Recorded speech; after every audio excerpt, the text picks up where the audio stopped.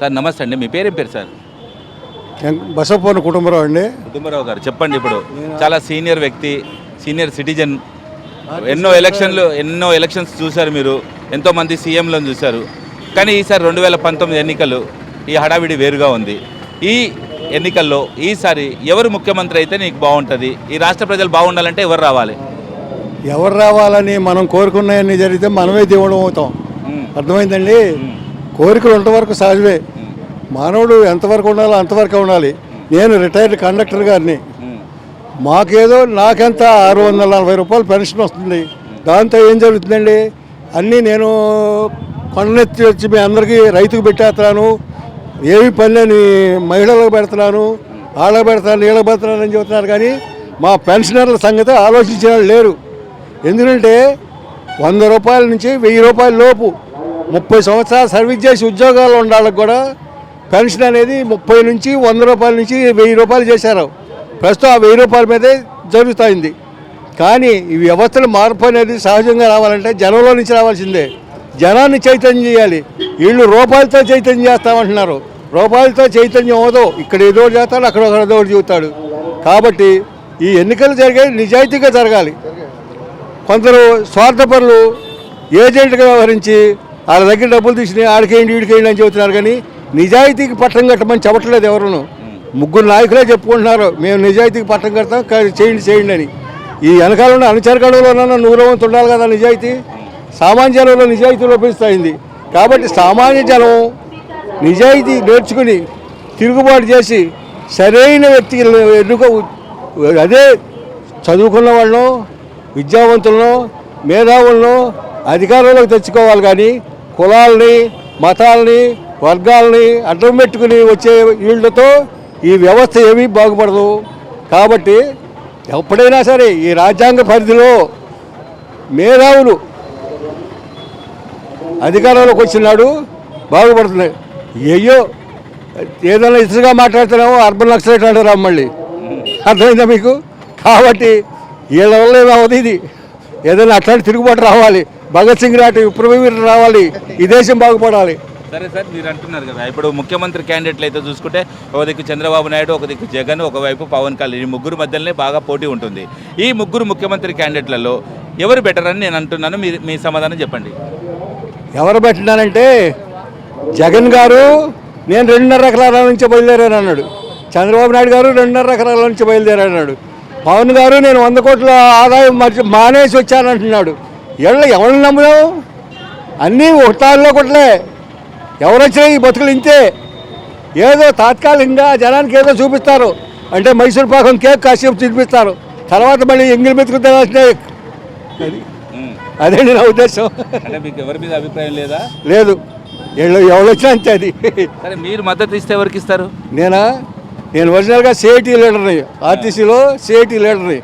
నేను మా యూనియన్ ఎవరికి చెబితే అడగేస్తా అంతే. మీ సొంత అభిప్రాయం లేదా? సొంత అభిప్రాయం నాకెందుకండి బాబు, నేను యూనియన్ కట్టుబడి ఉండాలి. అంతేనా? రిటైర్డ్ అయ్యారు కదా. రిటైర్ అయినా సరే యూనియనే. సార్ నమస్తే అండి, మీ పేరేం పేరు సార్? నా పేరు విజయ్ కుమార్ అండి. విజయ్ కుమార్ గారు చెప్పండి. చూస్తున్నారు ఇప్పుడు హడావిడి అంతా, ఎన్నికల హడావిడి. మరికొద్ది రోజుల్లో ఎలక్షన్స్ రాబోతున్నాయి. ఈ వచ్చే ఎలక్షన్స్లో మీరు ఎవరిని కోరుకుంటున్నారు? సీఎం ఎవరైతే బాగుంటుంది? మేము యువకులను కోరుకుంటున్నామండి. జగన్మోహన్ రెడ్డి గారు రావాలని మేము కోరుకుంటున్నామండి. బాబు రావాలి, జాబ్ రావాలని చెప్పేది ఒక దాని మీద ఆయన ఏదో సృష్టించారు తప్ప ఇవాళ బాబు పోవాలి అని చెప్పి ప్రతి ఒక్క యువకులు, పెద్దలు, ప్రతి ఒక్కరు రైతు రుణమాఫీ ఏంటి ఎన్నో వాగ్దానాలు చేశారు. ఏది ఒక్కటి జరగలేదు. దాని మూలంగా బాబు గారి పేరుని అసలు రావకూడదు అనే భావన ఉందండి. తర్వాత మా నియోజకవర్గం అభివృద్ధి చెందాలంటే వైఎస్ఆర్సీపీ వల్లే అవుద్దని చెప్పి ఒక భావన అండి. ఎందుకు బాబు రావాలి, జాబ్ వస్తుందని గత 2014లో చెప్పారు. ఇప్పుడు బాబు పోతేనే జాబ్ వస్తుందని మీరు అంటున్నారు.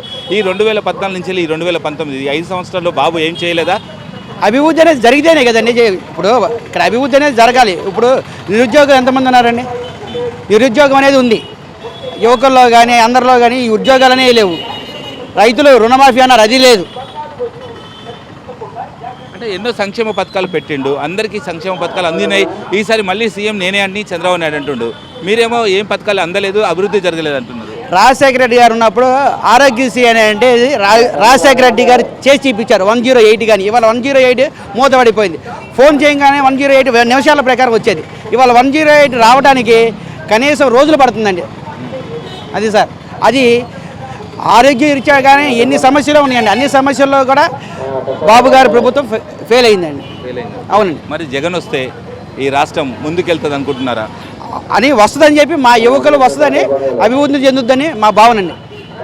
అవును సార్. సరే సార్, ఈ అవనిగడ్డ నియోజకవర్గం ఓటర్గా మీరు చెప్పండి, ఈ 5 సంవత్సరాల్లో ఈ అవనిగడ్డ నియోజకవర్గం ఎంతవరకు అభివృద్ధి చెందింది? లోకల్ ఎమ్మెల్యే పనితీరు ఎలా అనిపిస్తుంది మీకు? మాకు లోకల్ ఎమ్మెల్యే చల్లపల్లికి ఏమీ చేయలేదు సార్. ఆయన వరకు ఏదైనా జరిగిందో జరగలేదు, కానీ చల్లపల్లికి మాత్రం ఏమీ జరగలేదు. ఇక్కడ ఫైర్ స్టేషన్ అనేది మాకు కావాలి, ఒక డిగ్రీ కాలేజ్ అనేది కావాలి, అలాంటివి ఇంతవరకు లేవు. ఫైర్ స్టేషన్ కానీ డిగ్రీ కాలేజీ కానీ చల్లపల్లికి లేదండి. అవి రెండు కావాలి మెయిన్ అండి. ఎందుకంటే చల్లపల్లి అనేది మెయిన్ క్యాపిటల్ సిటీ. ఈ క్యాపిటల్ సిటీకి అవి రెండు లేవు. డిపో తీసుకెళ్ళిపోయి ఎక్కడో అవనిగడ్డలో పెట్టారు. చల్లపల్లిలో ఉందనుకోండి, చల్లపల్లి అభివృద్ధి చెందే ఏరియా అది సార్. మొత్తం ఈసారి సీఎంగా ఎవరు చూడాలనుకుంటున్నారు? లోకల్గా ఎవరు ఎమ్మెల్యే అయితే బాగుంటుంది? ఎమ్మెల్యేగా మాకు సింహాద్రి రమేష్ గారు, ఎంపీగా బోలసౌరి గారు, ముఖ్యమంత్రిగా వైఎస్ జగన్ గారిని చూడాలని మేము అనుకుంటున్నాం సార్. సార్ నమస్తే అండి, మీ పేరేం పేరండి? నా పేరు అమలేశ్వరరావు అండి. అమలేశ్వరరావు గారు, మీరు ఇక్కడే ఉంటున్నారు, చూస్తున్నారు, మీ అవనిగడ్డ నియోజకవర్గ స్థానికులు. సార్ చూస్తున్నారు ఇప్పుడు అంతా హడావిడి ఎలక్షన్స్, మరి కొద్ది రోజుల్లోనే ఎలక్షన్స్ రాబోతున్నాయి. మీరు ఎవరిని కోరుకుంటున్నారు ఈసారి? ఎవరైతే బాగుంటుంది సీఎంగా? సీఎంగా చంద్రబాబు నాయుడు అయితేనే బాగుంటుందని కోరుకుంటున్నాను. ఎందువల్ల అంటారండి? చంద్రబాబు నాయుడు ప్రవేశపెట్టిన పథకాలు అలాంటివండి. మీకు నచ్చిన పథకాలు ఏమున్నాయి అందులో? నిరుద్యోగ భృతి, చంద్రన్న బీమా అంతా ఉపయోగపడిందాక పెళ్ళి, చంద్రన్న కానుకలు, తర్వాత సంక్రాంతి కానుకలు, తర్వాత 2000 రూపాయలు వితంతు వికలాంగులు పెన్షన్ డబల్ చేయడం, అన్ని సంక్షేమ పథకాలు నచ్చాయి. మొత్తం మీద అన్ని పథకాలు మీకు బాగున్నాయి. సరే సార్, ఒక క్వశ్చన్, మీకు ఆ పథకాలలో ఏమైనా లబ్ధి పొందారా మీరు? ప్రతి పథకంలోనూ లబ్ధి పొందాం. అన్ని లబ్ధి పొందారు అంతే, అంటే దానికి అవకాశం ఉన్నంత వరకు మేము లబ్ధి పొందాం. ఓకే. సరే సరే, మరి ఇప్పుడు జగన్ కూడా నవరత్నాలు అంటూ నాకు ఒక అవకాశం ఇవి అంటున్నారు. ఎలా ఉండబోతుంది ఈసారి సినారే? అంటే నవరత్నాలకి అవకాశం ఇవ్వమంటున్నాడు, వస్తే ఎలా ఉంటుందో తెలియదు. ఆల్రెడీ ఇచ్చున్న దానికి నేను ఇస్తానన్న దానికి తేడా ఉందిగా. జగన్ మాట ఇప్పుడు చంద్రబాబు ఇస్తానన్నాడు, ఇచ్చాడు. జగన్ ఇస్తానన్నాడు, ఇస్తాడో లేదో తెలియదు. చంద్రబాబు ఇచ్చి ఉన్నాడు. అది కాకుండా కృష్ణా జిల్లా అంటే అవనిగడ్డ నియోజకవర్గం అంటే టీడీపీ కంచుకోట. ఎన్టీ రామారావు గారు గుడివాడ నుంచి 3 సార్లు పోటీ చేసి గెలిచాడు. టీడీపీకి కంచుకోట కృష్ణా జిల్లా. ఈ జిల్లాలో ఇక్కడ మొత్తం ఏదైనా కానీ క్యాండిడేట్ని చూసి ఓటేసేవాళ్ళు లేరు, ఒక గుర్తుని చూసి కొట్టేవాళ్ళు ఇక్కడంతా. అంతే, సైకిల్ గుర్తు, చంద్రబాబు అవనండి ఎవరైనా ఉండండి, గుర్తు ఎన్టీఆర్ గారి గుర్తు అంతే. ఇక్కడ క్యాండిడేట్తో సంబంధం లేదు. బుద్ధప్రసాద్ గారు పెట్టారా, లేకపోతే ఇంకొకరిని పెట్టారా లేదు, ఒక సైకిల్ గుర్తు చూసి ఓటేస్తారు. టీడీపీ కంచుకోట కదా మరి, అంతే. సరే, కంచుకోట అంటున్నారు, అభివృద్ధి పని ఎంతవరకు జరిగింది? అభివృద్ధి ఎంతవరకు జరిగింది? టీడీపీ కంచుకోటనే ఓకే, కానీ అభివృద్ధి 5 సంవత్సరాల్లో ఈ అవనిగడ్డ నియోజకవర్గం ఎంతవరకు అభివృద్ధి చెందింది? అభివృద్ధి చెందిందని అనుకుంటున్నాం అండి. చెందింది కూడా. రోడ్లు కానివ్వండి, ప్రైవేట్ పెట్టిన పథకాలు కానివ్వండి, ప్రతి దాంట్లో కూడా అభివృద్ధి వచ్చింది మాకు. అభివృద్ధి ఇప్పుడు వాటర్ 2 పంటలకు సరిపడా నీళ్లు మాకు వచ్చాయి, వేరే వాళ్ళకి వచ్చాయి లేదో మాకు తెలియదు, మాకు వచ్చాయి. ఇక్కడికి పులిచింతల నుంచి వాటర్ చల్లపల్లికి వచ్చాయండి. మరి అంత డేర్ చేసిన క్యాండిడేట్ ఇంతవరకు ఎవరున్నారు చెప్పండి? ఇంతవరకు. సరే అండి, ఇక్కడ స్థానికంగా ఉన్న బుద్ధప్రసాద్ ఎమ్మెల్యే టీడీపీ, ప్రభుత్వం కూడా టీడీపీ ఉంది. తన అందరికీ అందుబాటులో ఉంటాడా? అభివృద్ధి పనులు ఎంతవరకు చేశాడు? మీ నియోజకవర్గం ఎంతవరకు అభివృద్ధి చెందింది? బుద్ధప్రసాద్ గారు అందుబాటులోనే ఉంటాడండి. మాకు ఇక్కడ అవనిగడ్డలోనే ఉంటాడు. కాకపోతే ఏంటంటే మనకి సంక్షేమ పథకాలతోనే మేము ముందుకు వచ్చాము. బుద్ధప్రసాద్ గారు అందుబాటులోనే ఉంటాడు. మొత్తం మీద ఈసారి ఇక్కడ ఎమ్మెల్యే ఎవరైతే బాగుంటుంది ఈసారి బుద్ధప్రసాద్ గారేనండి. కన్ఫామే. రాష్ట్రంలో ఎవరు సీఎంగా అవుతారు? ఏమండి, రాష్ట్రంలో ఎవరు సీఎం అయితే బాగుంటుంది? చంద్రబాబు నాయుడు. అనుభవం ఉన్నవాడే కావాలి, అనుభవం లేని వాళ్ళు ఏం చేస్తారు? పక్కా. హలో, మిమ్మల్నే. యోయో టీవీ యాప్ డౌన్లోడ్ చేసుకున్నారా?